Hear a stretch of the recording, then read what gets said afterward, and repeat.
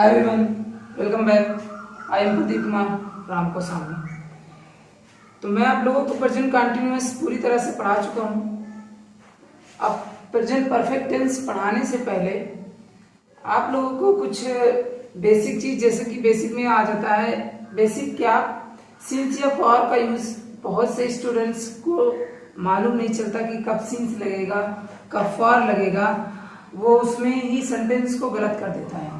कब सिंस लगेगा कब फॉर लगेगा, इसी में वो कंफ्यूज हो जाता है और कंफ्यूजन से वो क्या करता है, सेंटेंस को गलत कर देता है। तो इस कंफ्यूजन, ये जो सिंस और फॉर की जितनी भी रूल्स हैं, जिसमें लगते हैं, जिसमें सिंस लगता है फॉर नहीं लगता, और जिसमें फॉर लगता है सिंस नहीं लगता, पूरा रूल्स लेकर आया हूं। आज के बाद कभी आपको कोई प्रॉब्लम्स होगी ही नहीं कि सिंस कहाँ लगाया जाए और फॉर कहाँ लगाया जाए। जैसे एक सेंटेंस दे दिया जाए, राम सुबह से पढ़ रहा है।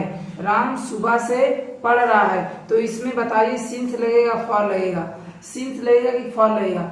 अब इसी में कंफ्यूजन है। तो या तो आप कहेंगे Ram has been reading since morning, या ये सही है, या कहेंगे Ram has been reading for morning.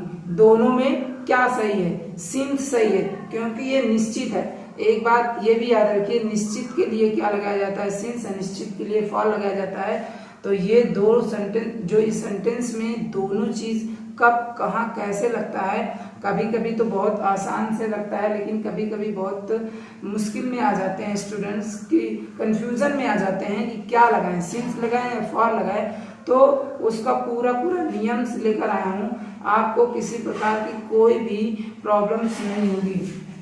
तो यहाँ पास आज पढ़ेंगे हम यूज ऑफ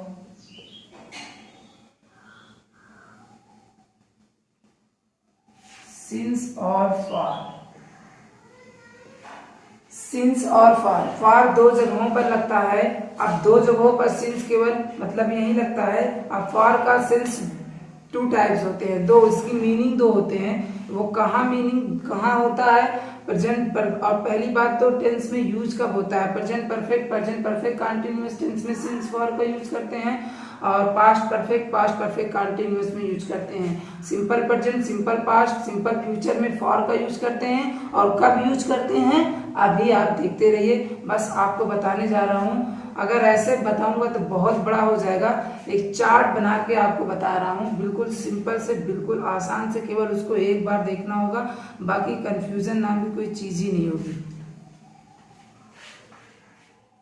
देखिए, इसमें कह रहा है कि यूज ऑफ फॉर, ये जो फॉर का यूज होता है, फॉर और सिंस का, मैंने पहले ही बताया, निश्चित और अनिश्चित। सिंस का यूज निश्चित के लिए, फॉर का यूज अनिश्चित के लिए। लेकिन एक बात याद रखिएगा, सिंस और फॉर जो है, ये जो निश्चित और अनिश्चित के लिए, इनका हिंदी में जो मीनिंग होता है, जो मतलब होता है, वो केवल से होता है। से इनका मतलब से होता है। तो ठीक, अब उसके बाद कह रहा है फॉर का use, for is used before indefinite uncertain period of time, यानी कि अनिश्चित समय की अवधि के लिए, अनिश्चित समय की अवधि के लिए किसका, फॉर का यूज होता है। अब फॉर को कितने में यूज करते हैं, हम सभी जानते हैं अनिश्चित के लिए तो यूज करते हैं, बट ये नहीं जानते कि अनिश्चित होता क्या है, अनिश्चित क्या है, अनिश्चित घंटा क्या है, अनिश्चित दिन क्या है, अनिश्चित महीने क्या है, कौन से हैं, अनिश्चित समय क्या है, ये नहीं मालूम। तो वही को यहाँ पास पूरा बता रहा हूँ। आप ध्यान से देखिए, कॉपी पेन निकाल लीजिए और नोट करते चलिए। नोट जहाँ पास कंफ्यूजन होती है पूछ लीजिएगा, उसको दोबारा से वीडियो को फिर से स्किप करके देखिए। मतलब कि वीडियो को देखिए, बार बार देखिए, जहां तक ना समझ में, बिल्कुल कॉपी पेन लेकर बैठिए, तभी समझ में आएगा, उसके पहले नहीं समझ में आ सकता है। देखिए, फॉर का यूज, जब फॉर का यूज हम करते हैं किसके लिए, मिनट के लिए करते हैं, घंटे के लिए करते हैं। अब 1 मिनट बोला, हमने बोला वह 2 घंटे से पढ़ रहा है। अब 2 घंटे से पढ़ रहा है, तो कौन सा 2 घंटा, अरे कौन सा 2 घंटा है, पता नहीं 2 घंटा कब है, कहो कैसा कर। अगर लेकिन यही बोले 2 बजे से पढ़ रहा है तो ये निश्चित हो जाता है। हाँ, लेकिन अब इसी में अभी बताऊंगा, इसी को बोल रहा है 2 घंटे से पढ़ रहा है। 2 घंटा पता नहीं आगे कब से पढ़ रहा है 2 घंटे में, मतलब कि कोई कंफर्म। फिर कह रहा 2 दिन, पता नहीं कौन से 2 दिन। 2 दिन यानी कि कुछ टाइम नहीं है इसका, तो इसके लिए प्रयोग करते हैं फॉर का। देखिए फॉर को मिनट के लिए यूज करते हैं, घंटे के लिए यूज करते हैं, for minute, for hour, for days, for week, for month, for years, for ये डेकेड, फॉर सेंचुरीज। अब इनके लिए जो हम यूज करते हैं, अब बात होती है कि जैसे इसको रख कर दे, अब जैसे कि बोला जाता है जैसे a minute, A plus minute अगर लिखना होगा तो कैसे लिखेंगे, तो इसको लिखेंगे हम for a minute, for a minute, for a minute लिखेंगे। इसको क्या लिखेंगे हम, फॉर ए मिनट लिखेंगे। अब इसको अगर 2 मिनट लिखना होगा तो क्या लिखेंगे, फॉर 2 मिनट्स, मिनट्स लगा देंगे। अगर 2 यहां लगाना है, यहां 2 लग जाएगा तो यहां भी 2 लगेगा, लेकिन यहाँ एस लग जाएगा। अब उसी तरह आवर लिखना है, फॉर 1 घंटे, फॉर ए आवर, फॉर लिख दूं इसको, नहीं ऐसे बोल रहा हूं, समझ जाइए, लिख लीजिए इसको। फॉर अगर एक के लिए, पहले एक के लिए बोल रहा हूं, जैसे कि for a hour, for a days, for a week, for a month, for a year, for a decade, for a centuries. अब इसी को डबल यानी कि 2-3 के लिए बोलना हो, चाहे जितने के लिए बोलना हो, तो इसको क्या बोलोगे, इसको बोलोगे जैसे कि फॉर घंटे के लिए फॉर 5 आवर्स,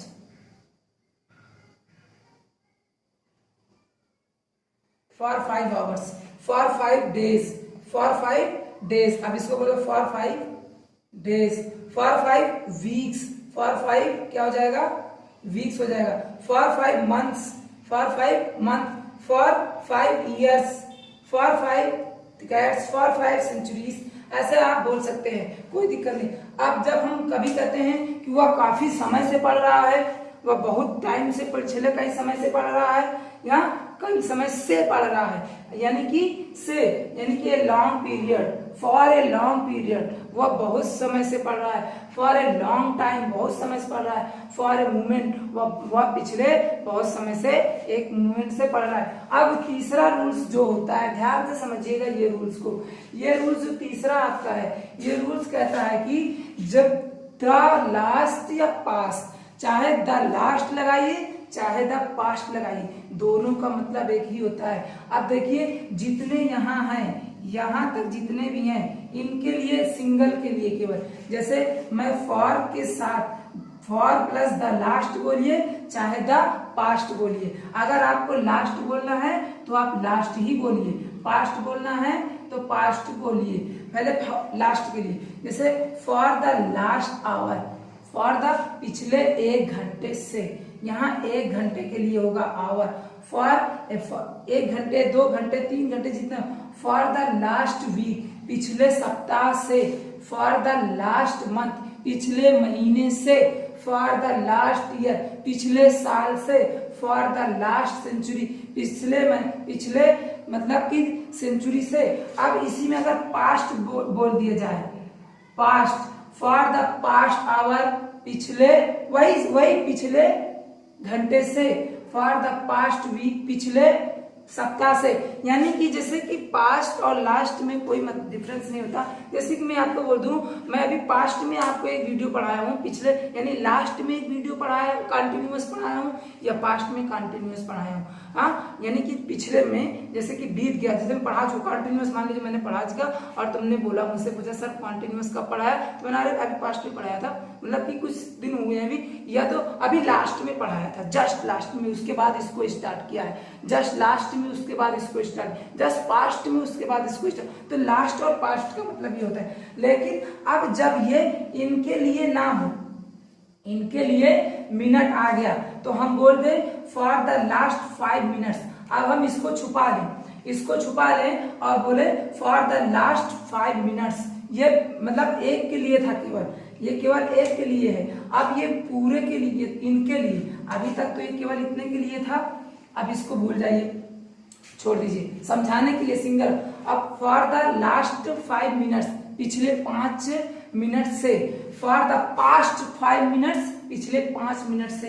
अब फॉर द लास्ट 2 आवर्स, पिछले 2 घंटों से, फॉर द पास्ट 2 आवर्स, पिछले 2 घंटों से, चाहे लास्ट बोलिए चाहे पास्ट बोलिए दोनों। फॉर द लास्ट या पास्ट 3 वीक्स, पिछले 3 सप्ताह से। इसी तरह ये पूरा होगा तुम आपका।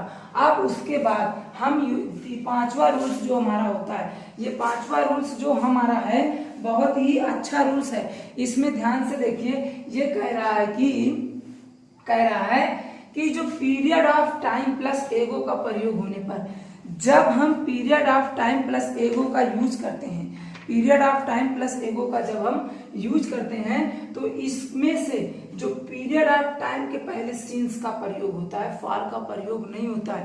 पीरियड ऑफ टाइम के पहले किसका प्रयोग होता है? सिंस का प्रयोग होता है। फॉर का प्रयोग हम नहीं करते हैं, पीरियड ऑफ टाइम के पहले सिंस का प्रयोग करते हैं। जैसे कि मैं बोल दूं, एक सेंटेंस ले लूं और उसमें ये यहां हो जाएगा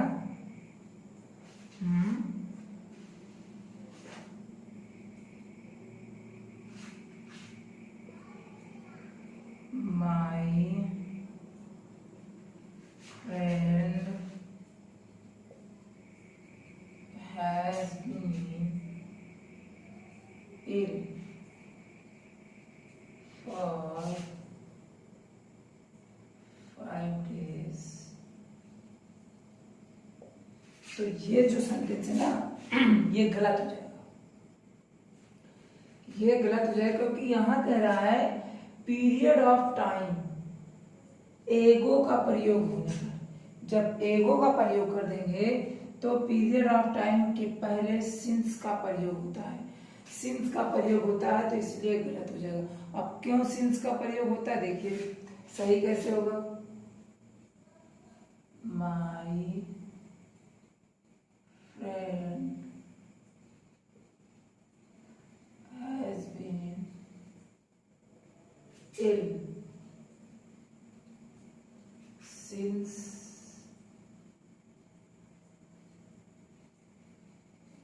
5 days। ये सही इसलिए, अगर यहाँ एगो ना हो, एगो अगर हटा दिया जाए तो ये सही हो जाएगा। लेकिन जब कह रहा एगो पीरियड ऑफ टाइम प्लस एगो तो ये हट जाएगा। लेकिन अगर ये रहेगा तो ये सेंटेंस गलत है। अब क्यों गलत है? क्योंकि ये जो 5 डेज एगो है ना, 5 डेज एगो पीरियड ऑफ टाइम नहीं है, पीरियड ऑफ टाइम नहीं है, ये मोमेंट ऑफ टाइम है। और मोमेंट ऑफ टाइम जो होता है वो सिंस निश्चित दर्शाता है। कह रहा है 5 दिन पहले से, 5 दिन पहले यानी कि आगे, पहले नहीं 5 दिन आगे, वही एगो। हाँ, तो जब एगो बोल रहा है तो 5 दिन एगो, उसका सेंस क्या निकल रहा है? तो यहाँ जो सिंस का होगा तो यहाँ सिंस आएगा। 5 डेज एगो, ये 5 डेज एगो क्या है? ये हमारा पीरियड ऑफ टाइम नहीं है, ये मोमेंट ऑफ टाइम है। तो जब भी अगर पीरियड ऑफ टाइम के पहले अगर फॉर लगा होगा तो वो सेंटेंस गलत होगा, फॉर नहीं रहेगा, टाइम सिंस रहेगा। अब मैंने जैसे आप लोगों को एक चीज ये नहीं बताया मैंने, सीजन, सीजन का प्रयोग भी हम क्या करते हैं? फॉर का यूज करते हैं। जैसे कि फॉर हो गया कितने दिन, कितने सीजन से, 2 season, for 2 season, for 3 season, for 4 season, कुछ भी कह सकते हैं इसके लिए, फॉर 6 सीजन तक, कुछ जितना भी कह सकते हैं। यानी कि सीजन के लिए भी हम फॉर का यूज करते हैं। अब यहाँ पास जैसे कि आपको सेंटेंस में दे दिया गया है, ये सब के लिए क्या है? मिनट के लिए है। अब इसके लिए जैसे बोल दिया जाए for a minute, for a minute, for a hour, for a day, for a week, for a month, for a year, for a decade, for a century. हाँ, अगर अभी इसी को 2 के लिए बोल दिया जाए तो यहाँ एस लग जाएगा सब में बस, और यहाँ आई ई एस लग जाएगा। For 2 minutes, for 2 hours, for 2 days, ये तो ये सब क्या यूज होते हैं? फॉर के लिए यूज होता है। अब इसका एक जो नेक्स्ट रूल्स है उसको देखिए, बहुत इंपॉर्टेंट है। तो इसमें देखिए कहा गया है कि फॉर का प्रयोग all plus period of time के पहले नहीं होता है। ऑल प्लस जब सेंटेंस में ऑल आए, उसके बाद पीरियड ऑफ टाइम है, समय की अवधि है, हाँ पीरियड ऑफ टाइम है, तो फॉर का यूज नहीं करते हैं। जैसे फॉर ऑल डे, ये गलत है, केवल ऑल डे रहेगा बस। फॉर ऑल मंथ, ये भी गलत हो जाएगा। मैंने क्या कहा, ऑल के पहले फॉर का प्रयोग नहीं करना है यदि पीरियड ऑफ टाइम आता है। पीरियड ऑफ टाइम में ऑल के पहले फॉर का यूज नहीं होता है। कह रहा है it has been raining for all day, ये भी गलत है। ऑल आ गया और उसके पहले फॉर आ गया। अब कह रहा है it has been raining all day, ये सही हो जाएगा। या सारा दिन बरसात हो रही है, सारा दिन मतलब पूरे दिन बरसात हो रही है। अब उसके लिए यहाँ क्या हो जाएगा, ऑल डे हो जाएगा, यहाँ से फॉर हट जाएगा, फिर यहाँ फॉर हट जाएगा, ऑल मंथ हो जाएगा, तब ये सही हो जाएगा आपका, ये भी सही हो जाएगा। ये भी यहाँ से ऑल फॉर हट जाएगा तो ये भी सही हो जाएगा। तो इसके लिए क्या यूज करेंगे, जब फॉर ऑल बोलते हैं ना, तो आप ऑल डेज के लिए बोल सकते हो, फॉर ऑल डे नहीं बोलोगे, all day, all month, all years, all boys, ये बोल सकते हो।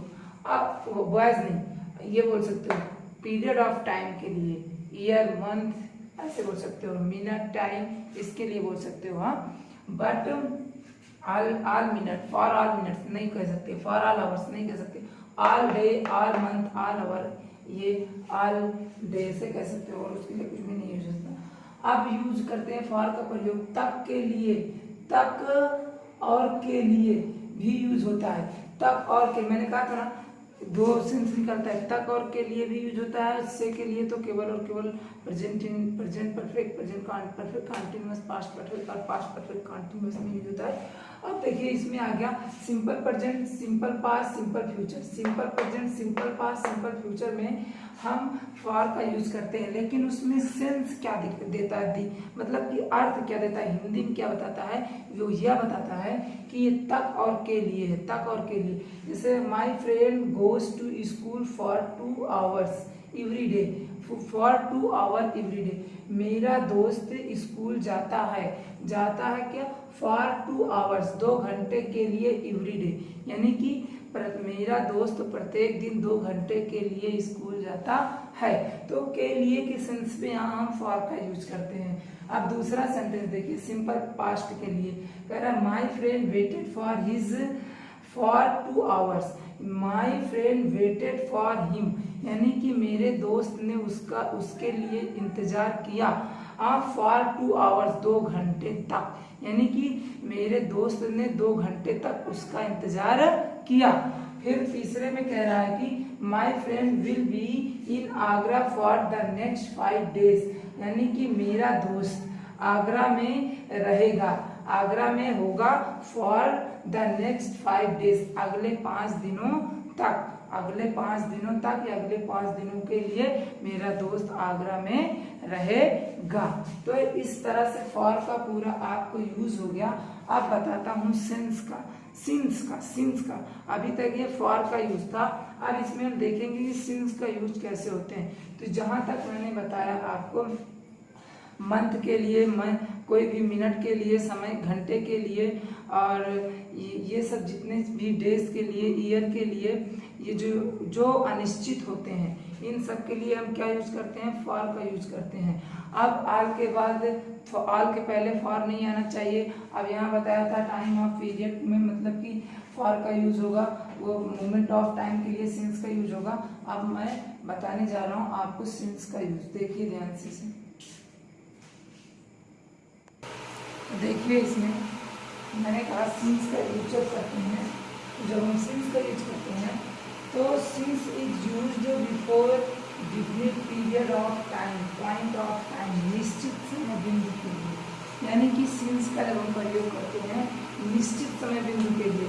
मैंने ये कहा था निश्चित क्या होता है, अनिश्चित क्या होता है। निश्चित ये हो, निश्चित समय ये होते हैं, अनिश्चित समय जो पढ़ाया वो होते हैं। उसमें से इसमें देखिए बहुत डिफरेंस है। जैसे कि name of day, name of day दिनों के नाम, जैसे संडे तो उसको बोलेंगे since Sunday, since Monday, since Tuesday, since Wednesday, since third. यानी जितने भी संडे मंडे के जो 7 नेम है सभी में, जैसे वह रविवार से पढ़ रहा है तो he has been reading since Monday, Sunday, Sunday का यूज करेंगे। अब जनवरी, वह जनवरी से स्कूल आ रहा है तो he has been coming since January, he has been coming since February, he has been coming to school since March। यहाँ since फरवरी, since मार्च, since अप्रैल, ये सब क्या निश्चित है, निश्चित अवधि है। अब नेम ऑफ ईयर, महीने, यानी करें वह इस मकान में 1947 से रह रहा है तो he has been living in this house since 1947। तो since 1947, since 1987, since 1919, since 1995, since 1999, since 2000, since 2005, since 2009, since 2015, since 2020, 2020। ये जो 2020 है बहुत ही खतरनाक है हम लोगों के लिए। इसमें तमाम प्रकार की बीमारियाँ हैं, कोरोना जिससे हम सभी लोग परेशान हैं, उससे हमारा देश भी बहुत परेशान है, पूरे देश क्या पूरा विश्व भी परेशान है। अब देखिए इसके आगे हम name of the parts of day, name of the parts of day, जो डे होते हैं, जैसे कि दिन के जो पार्ट होते हैं, दिन के पार्ट सुबह, शाम, दोपहर, हाँ ये होती है। तो उसके लिए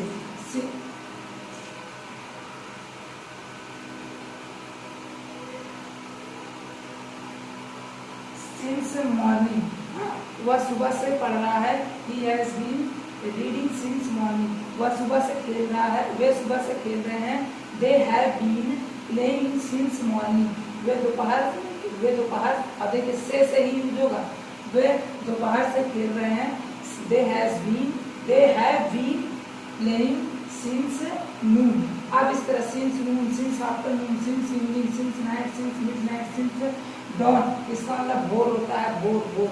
अब since daybreak, since sunrise, यानी कि सूर्योदय के समय वह पानी भर रही है, सूर्योदय के समय से वह पानी भर रही है, तो उसके लिए सिंस सनसेट, सिंस 10 दिन संध्या होता है या सांझ जिसे बोलते हैं। और ये जो होता है कि लाइट, इसको बोलते हैं धुंधुका जिसे बोलते हैं ना, धुंधुका होने लगा है, शाम होने लगी, तो ये यूज होते हैं 4 रूल्स। और 2-3 रूल्स हैं, उसको भी जरा ध्यान से देखिए।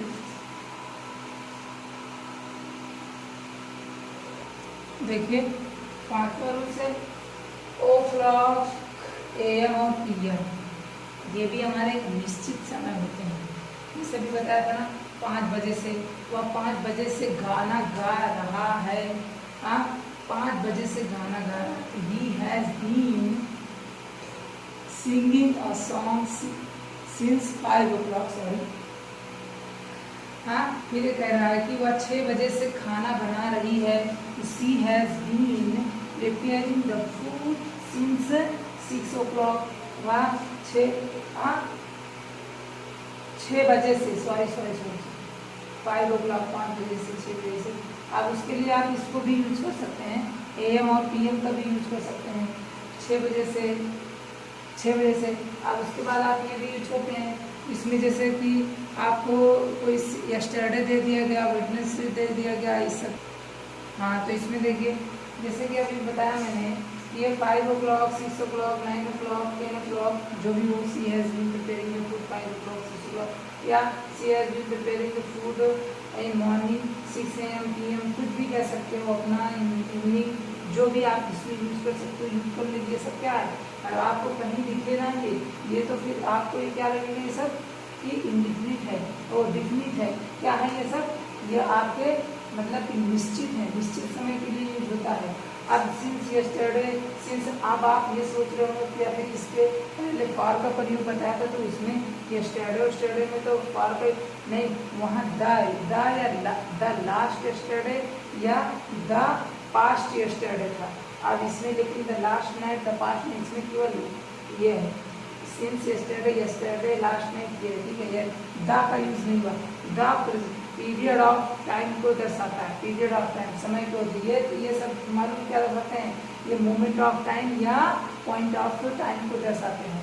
मोमेंट ऑफ टाइम या पॉइंट ऑफ टाइम को के लिए निश्चित समय होता है। फिर लास्ट नाइट, लास्ट ईयर। फिर नेम ऑफ सीजन, सीजन में जैसे कि स्प्रिंग और ये विंटर, एटमन और ये समर, इनके लिए भी क्या यूज करते हैं हम, सिंस का यूज करते हैं।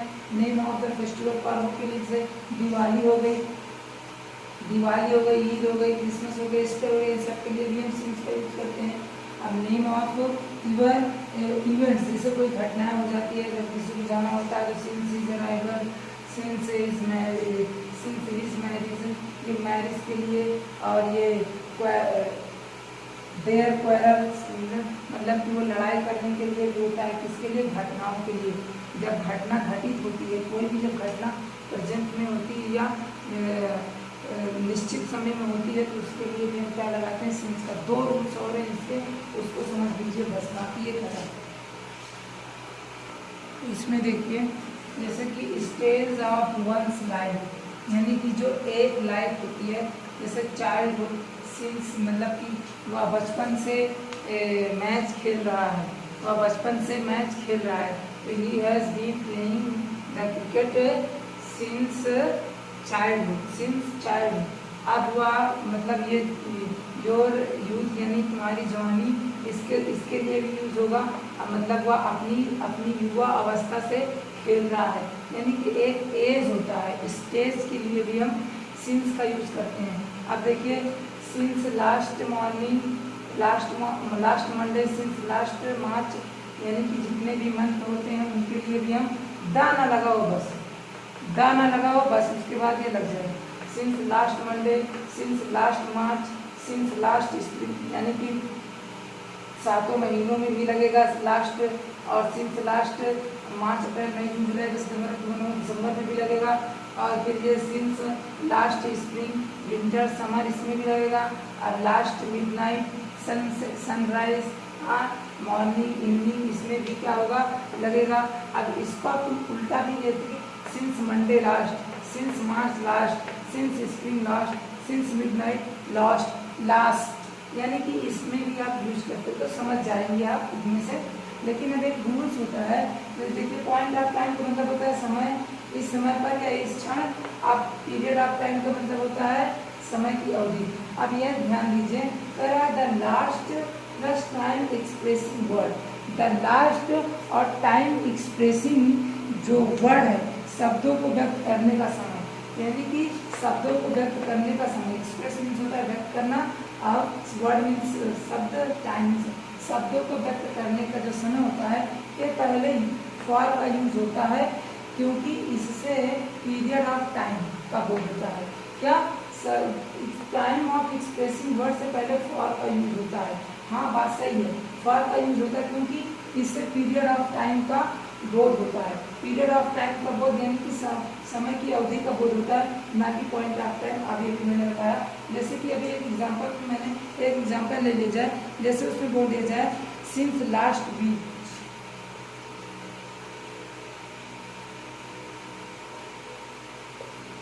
Since last week. अब ये सिंस लास्ट वीक का अर्थ क्या हो जाएगा समझते हैं, ए पीरियड ऑफ टाइम, ये जो हमारा period of time about 7 days ago, a period of time about 7 days ago, a period of time about 7 days ago,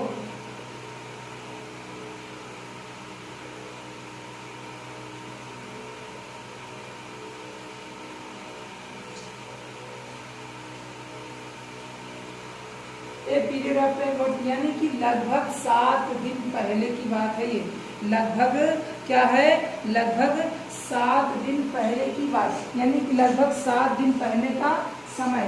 since last week. अब देखिए इसका मतलब होगा लगभग 1 सप्ताह, यानी कि लगभग 7 दिन पहले, 7 दिन का समय। ये सिंस लास्ट वीक का मतलब लगभग 7 दिन का समय। हाँ अब लेकिन अभी इसमें ये बोल दिया जाए, एक ले जाए for the last week,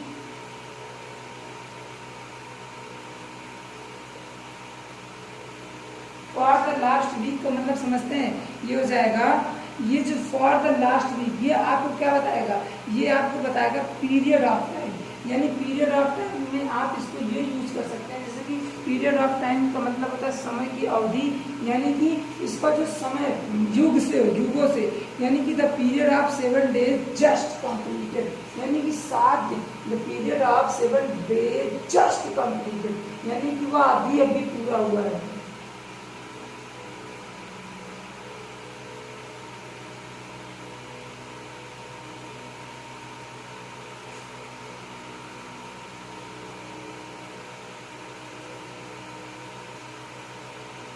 period of 7 days just completed, यानी कि जो हमारा 7 दिनों की अवधि अभी पूरी हुई है, 7 दिनों की अवधि अभी पूरी। तो यही अंतर है कि जब हम the last time of expressing word के पहले फॉर का यूज करेंगे, जब द लास्ट होता है ना, ये कहाँ गया, फॉर द लास्ट के पहले हम फॉर का यूज करेंगे, और द नहीं होगा तो हम सिंस का यूज करेंगे आराम से, सिंस के। क्यों द का यूज करेंगे, क्योंकि पीरियड ऑफ टाइम बताता है, और इसमें द का यूज क्यों नहीं करेंगे, क्योंकि ये पॉइंट ऑफ टाइम बताता है। तो इस तरह से आपका ये सिंस और फॉर का पूरा कंप्लीटली यूज पूरी तरह से हो गया, जिसमें से आप इसको पढ़ लेंगे तो कभी कभी सिंस और फॉर में कंफ्यूजन ही नहीं होगी।